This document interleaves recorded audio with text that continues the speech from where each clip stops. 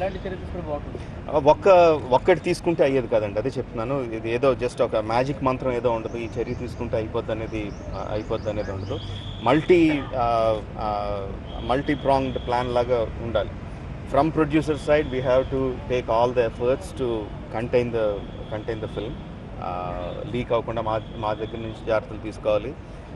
ఎంత తీసుకున్నా సరే మాకన్నా హెడ్ ఉంటారండి వాళ్ళు, because they have got nothing to lose. వాళ్ళు ఇంకా హెడ్గా ఉంటారు. తీసుకున్న తర్వాత జరిగిన తర్వాత పోలీస్ డిపార్ట్మెంట్ నుంచి we need this kind of support to bring them to justice. మనం పైరసీ చేస్తే ఈ కైండ్ శిక్ష పడద్దని భయం కలగాలండి. And for police department to take that kind of action government దగ్గర నుంచి, unless copyright act is made a non bailable offence అయితే కానీ even police department they cannot do the full justice చేయలేరు.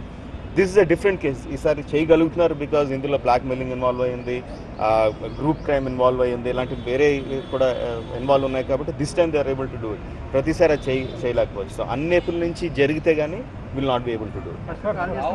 ప్రొడ్యూసర్లు ఐక్యత లేకపోవడం వల్లే, అంటే ఒక సినిమాకి రిలీజ్ అయితే ఇంకో సినిమా పైరేట్ వచ్చినప్పుడు ఇంకో ప్రొడ్యూసర్ పట్టించుకోండి, ఇలాంటి అనైక్యత వల్లనే కాదు. One of the reason. And producer side నుంచి కూడా it is very difficult. We have only 5% success rate అండి, 95% సక్సెస్ రేట్ లేదు. సినిమా రిలీజ్ అయ్యి 95 మంది ప్రొడ్యూసర్ డబ్బులు పోయినప్పుడు టు యాక్టివ్లీ వెళ్ళి మన సినిమాకి డబ్బులు పోయినా పర్లేదు, మనం వెళ్ళి పైరసీ మీద ఫైట్ చేయాలి అన్నంత ఊర్జితం రావడం కష్టం. But still it has to be done.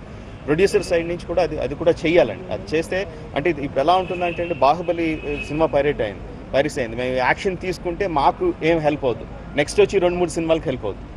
So next వచ్చి 2 సినిమాలు యాక్షన్ తీసుకుంటే ఆ తర్వాత వచ్చే సినిమాలకు హెల్ప్ అవుతుంది. So it should be cycle. Everyone action తీసుకుంటే డెఫినెట్గా మనం యాక్షన్ తీసుకోవాలి. ఎక్కడి నుంచి లీక్ అయిందో కనిపెట్టి ఆ ప్రాసెస్లో మనం ముందుకు వెళ్ళాలి.